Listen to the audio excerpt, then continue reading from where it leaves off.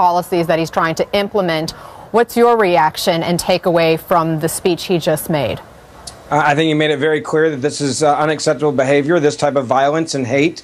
He was very strong in his words. I also don't think that this is a time... But are there many sides, Ben, to this? Are there many sides? Because what you just heard from Cornell is he did not call out white nationalists, the KKK. He said, I condemn hate from all sides.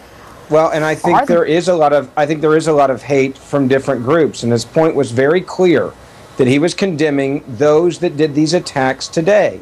And I think his point was very clear that there is a lot of people out there that have a lot of hate and that is unacceptable, and they will be prosecuted and people will be arrested and the police will come after you, and we need to come together as a country. I also don't think this is a time for it to become such a political conversation. That we all need to, I think, take a big, deep breath here and realize there are bigoted, racist, god-awful people in this country. And let's not pour more gasoline on that fire. Let's condemn it. Let's make sure everyone can go home and be safe. And let's make sure that we're not trying to make political statements or attack the president or attack a governor or somebody else for your own personal political gain. I think that's one of the things that bothers me the most about when we see attacks like this. But Ben, when you hear from somebody on site of this protest participating in the hate that's happening there, David Duke, saying they're trying to fulfill the president's promise, they're bringing politics into it.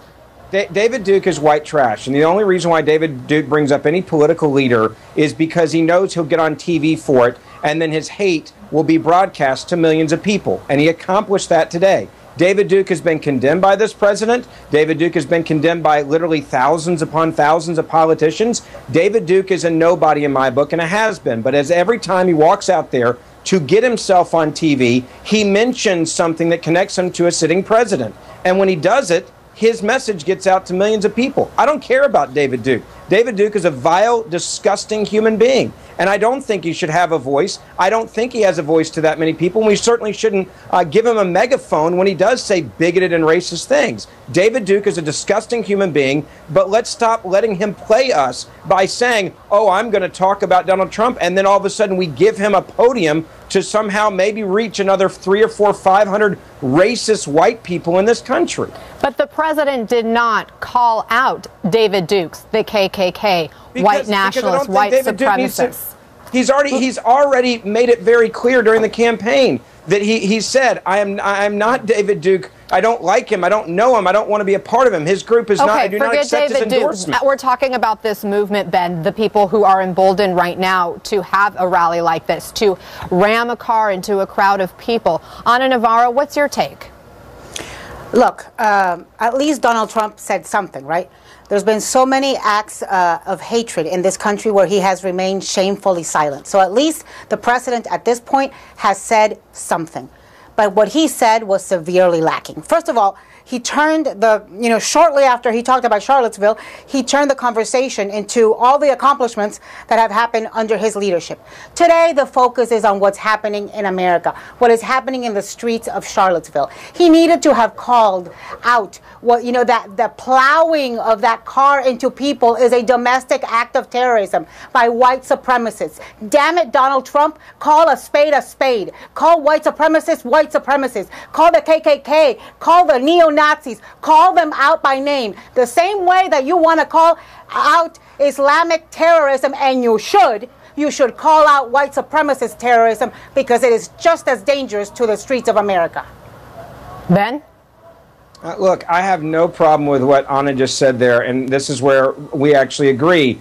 You need to be clear and you need to be blunt, but I also think we don't even know who was driving the car yet. We don't know a lot about the situation, and I think the president made it very clear that what happened today was wrong and that those that were responsible are going to be prosecuted. I think that's the reason why I walked out there in front of that microphone and started the press conference off talking about it. And again, it's easy to always say, well, I want X, Y, and Z. The president condemned what happened today. He said what happened today was wrong. He said those people are horrible human beings, Ben, and there's no place for bigotry. Your condemnation today is much stronger than what we heard from the president. His was mealy-mouthed and mushy. He did not say the words that America needs to hear. He did not say to them, stop calling out my name, any of you. This is not what I endorse, and you must stop it. He did not say just how strongly he was going to fight about this. And you know what? It took him a really long time to say anything at all. A lot of other political leaders have come out since last night because the disturbing, sad images have been going on since last night. Well, and he remained silent all day while this is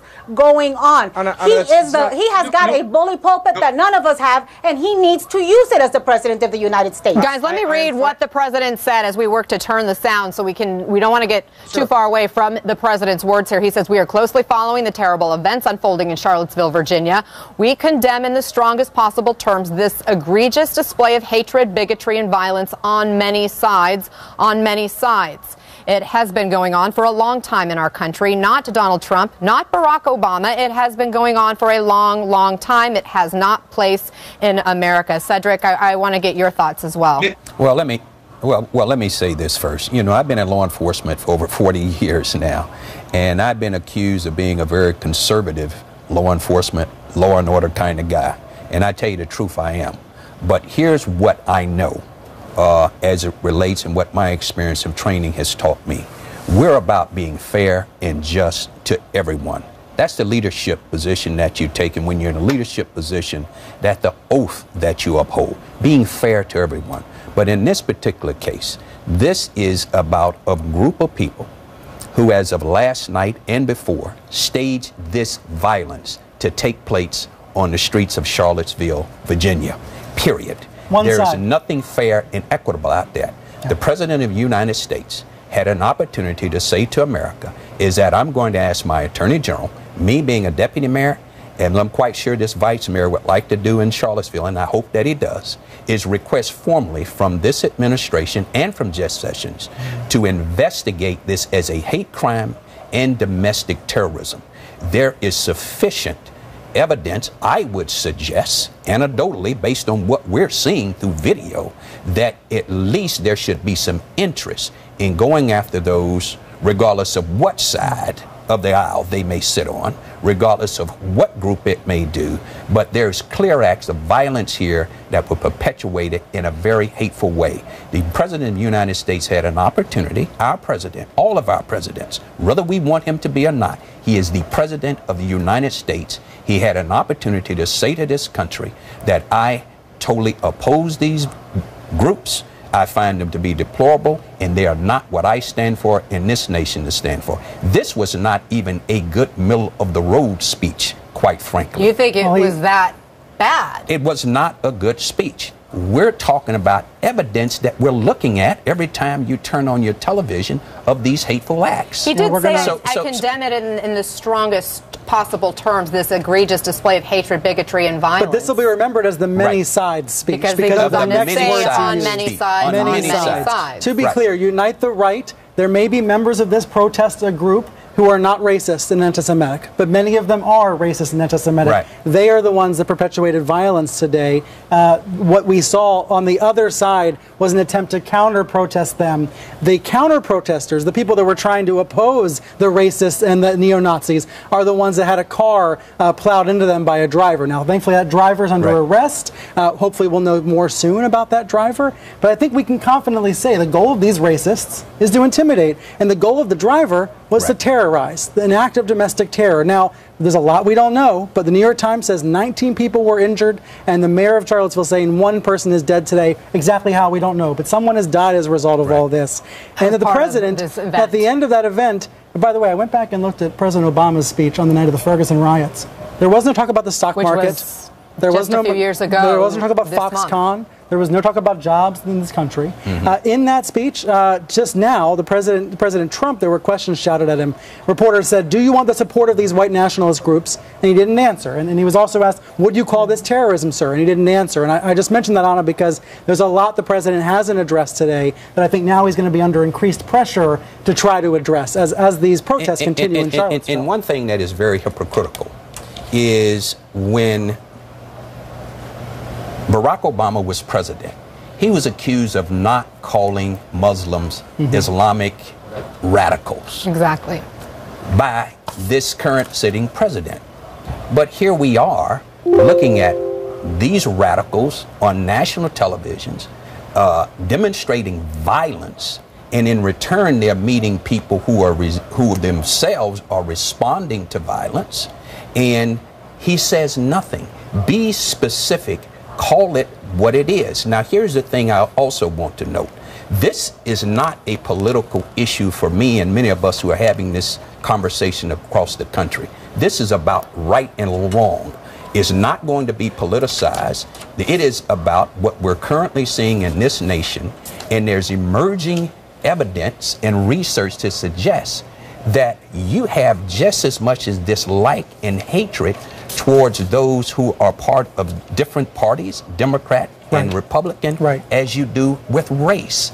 Both of them are wrong, but we're dividing ourselves to the right and to the left, and we're forgetting that we're American citizens. This where an American president has to take a stand, and one of the best things he could do at this point, in this juncture, is ask for a fair, equitable investigation into what took place here today for all people, both those on the right and those on the left. But let's be fair and equitable about it. And that's what he should ask of his Attorney General to do. Everybody, today. Thank you. Stand by, stay with me as we continue our breaking news coverage of the scene unfolding right now in Charlottesville, Virginia. This is